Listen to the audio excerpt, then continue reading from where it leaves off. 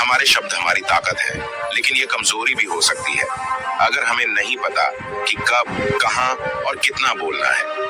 यदि हम सही समय पर सही इरादे से सही शब्दों का प्रयोग करते हैं तो यह हमें एक सफल व्यक्ति बनाते हैं। लेकिन अगर हम सही समय पर सही इरादे से सही शब्दों का प्रयोग नहीं करते हैं तो यह हमारे जीवन को नर्क से भी बदतर बना सकते हैं। तो आज मैं आपको मौन पर एक कहानी सुनाऊंगा और यह कहानी आपकी जिंदगी बदलने वाली है। ये कहानी आपको मौन की शक्ति का एहसास कराने जा रही है। जापान में एक बहुत प्रसिद्ध बौद्ध भिक्षु थे जिनका नाम दीझाई था। वह दुनिया के शोरगुल से दूर जंगल में अकेला रहता था और वह बहुत ही ध्यान मग्न व्यक्ति था, इसलिए वे पूरे जापान में बहुत प्रसिद्ध थे। और एक दिन उनके पास एक राजकुमार आया। प्रिय साधु, मैं हमेशा थका हुआ, निराश और परेशान महसूस करता हूँ। मेरा मन बहुत बेचैन रहता है। हालांकि मेरे पास सब कुछ है, धन, प्रसिद्धि और सभी विलासिता जो एक व्यक्ति पाने की ख्वाहिश रखता है, लेकिन फिर भी मेरे अंदर शांति नहीं है। तो साधु ने कहा, आपको इसका उत्तर पता है, लेकिन आपने कभी इसकी खोज नहीं की। साधु ने कहा कि मैं एक प्रयोग करना चाहता हूँ। क्या आप वह प्रयोग करना चाहेंगे? इस प्रयोग के बाद आपके जीवन में कोई अशांति और चिंता नहीं रहेगी। ये सब सुनकर राजकुमार बहुत परेशान हुआ, लेकिन उसने साधु से कहा कि मुझे बताओ कि मैं क्या करूं। मैं अपने मन की शांति के लिए कुछ भी करने को तैयार हूं। तब साधु ने शांत स्वर में उत्तर दिया, अगले 10 दिनों तक आप मेरे आश्रम में रहेंगे और सामान्य व्यक्ति की तरह रहेंगे। और इन 10 दिनों तक आप अकेले मौन में बैठेंगे और जितना हो सके कम बोलेंगे। राजकुमार साधु की बात से सहमत हो गया। पहले दिन उन्हें लगा कि उनका मन सामान्य व्यक्ति से ज्यादा विचलित है। उसके मन में तरह तरह के सवाल उठ रहे थे और वह आम लोगों की तरह जीवन जीने में असहज महसूस कर रहा था। उसके भीतर बोलने की प्रबल इच्छा थी, पर वह मान गया और कुछ न बोला, एक शब्द भी नहीं। लेकिन वह चुपचाप बैठा रहा।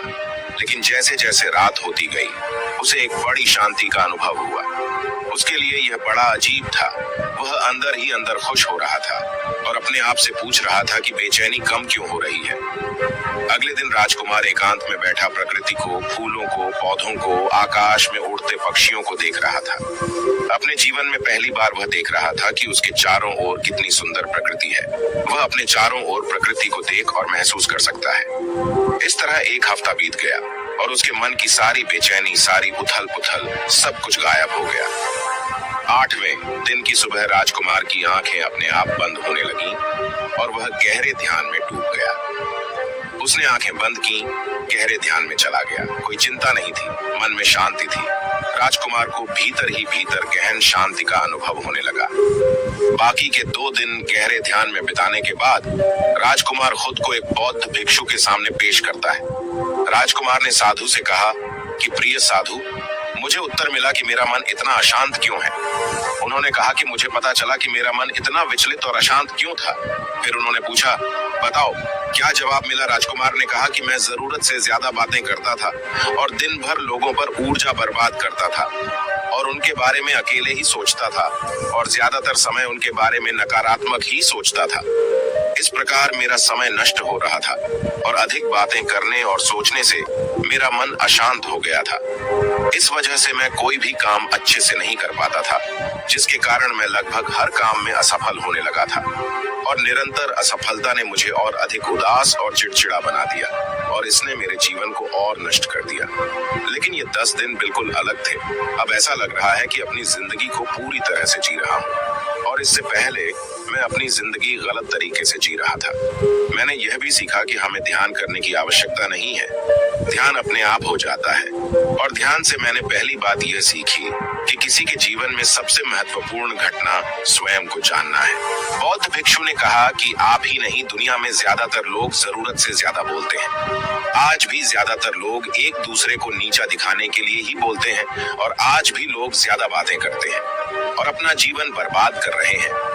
साधु ने राजकुमार को मौन रहने का महत्व समझाया और कहा कि एक बार शिष्य गौतम बुद्ध से पूछते हैं कि प्रिय बुद्ध, आप अधिकांश समय मौन क्यों रहते हैं? बुद्ध ने कहा, मैं गहराई में मौन रहता हूँ। मौन स्वयं को जानने की पहली सीढ़ी है। यदि आप मौन नहीं रह सकते हो तो स्वयं को जानना असंभव है। स्वयं को जानने की पहली सीढ़ी मौन है।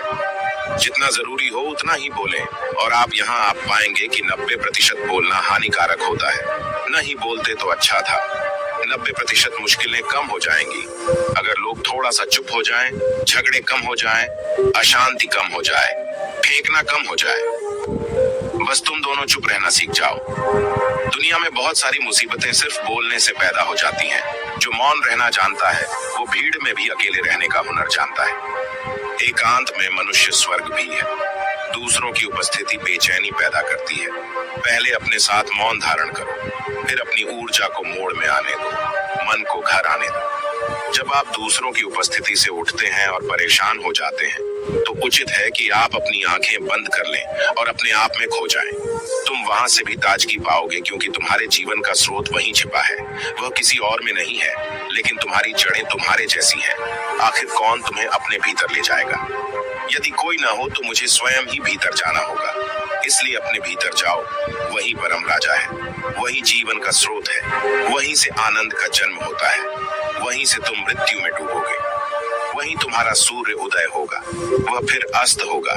जब भी तुम डुबकी लगाकर लौटोगे वहीं से पाओगे, फिर तुम फिर से तरोताजा हो जाओगे। तब जीवन का नया धन पाओगे, फिर नई शक्ति का जन्म होता है। थकान मिटती है, उदासी मिटती है, चिंता मिटती है। जैसे कोई नहाकर आता है तो शरीर शीतल हो जाता है, शांत हो जाता है, वैसे ही भीतर से कोई वापस आता है तो मौन में स्नान करके लौट आता है तो पूरा व्यक्तित्व शांत हो जाता है और मन आनंदित हो जाता है। जब आप आंतरिक मोह की उस ऊंचाई पर पहुंच जाएंगे तो आप पाएंगे कि आपका मन बोलने से भी नहीं बनता। वह निरंतर तुम्हारे भीतर बैठी उसकी एक अंतर्धारा बनी रहती है। तुम बोलो लेकिन अपने को मत छोड़ो। आप शब्दों का प्रयोग भी करते हैं लेकिन अपनी चुप्पी नहीं तोड़ सकते। तब तुम्हारी वाणी में सुगंध होगी, फिर तुम्हारी वाणी में विशालता होगी। जो तुम्हारे बोलने का संगीत होगा सब ठीक हो जाएगा। आप बोलेंगे तो दूसरे ठंडे पड़ जाएंगे। भीतर से मौन होते ही आप इतने शक्तिशाली होने लगते हैं कि समाज की पराधीनता छोड़ने लगते हैं और आपकी जिंदगी में एक ऐसा मजा आता है जो सिर्फ दीवानों की जिंदगी में होता है। आपके चेहरे पर एक नई चमक आ जाती है, आपकी आंखें किसी और चमक से भर जाती है और आप असीम शांति के सागर में डूबने लगे। ऐसा कहकर उन्होंने अपनी बात समाप्त की। दोस्तों, आपने भी अनुभव किया होगा कि ज्यादा बातें करने से मन शांत हो जाता है। हम अपने मन के साथ साथ अपने ध्यान पर भी नियंत्रण खो देते हैं। जो लोग बहुत अधिक बातें करते हैं उनमें किसी एक कार्य पर ध्यान केंद्रित करने की क्षमता नहीं होती है, इसलिए वे अपने किसी भी लक्ष्य पर पूरी तरह से केंद्रित नहीं होते हैं और वे जीवन की सच्चाई को नहीं समझ पाते हैं और न ही कभी मनचाही सफलता प्राप्त कर पाते हैं। इसके अलावा आपने देखा होगा वो लोग अक्सर लोगों के बीच हंसी का पात्र बन जाते हैं और जो कम बोलते हैं और अपनी बात पर टिके रहते हैं उन्हें सम्मान मिलता है। लोग जो कहते हैं उसे सुनते हैं और विश्वास करते हैं और अशांत मन वाला व्यक्ति जीवन में किसी भी कार्य में सफल नहीं हो पाता क्योंकि उसका किसी भी कार्य में मन नहीं लगता। अगर कोई व्यक्ति जानता है कि उसे कब, कहां और क्या कहना है तो वह वास्तव में बहुत बुद्धिमान है और ऐसा व्यक्ति जहां भी जाता है आकर्षण का केंद्र बन जाता है और जो कुछ भी करता है उसमें सफल हो जाता है। यदि हम महान व्यक्ति के व्यक्तित्व को देखें तो पता चलेगा कि वह कम बोलते हैं और कम से कम शब्दों में अपनी बात समाप्त करते हैं। वह बोलने से पहले गहराई से सोचता है कि उसे क्या कहना है। लेकिन जो लोग अधिक बोलते हैं वे कई बार झूठ बोलते हैं और अपनी बातों से दूसरों के दिमाग पर कचरा डालते रहते हैं।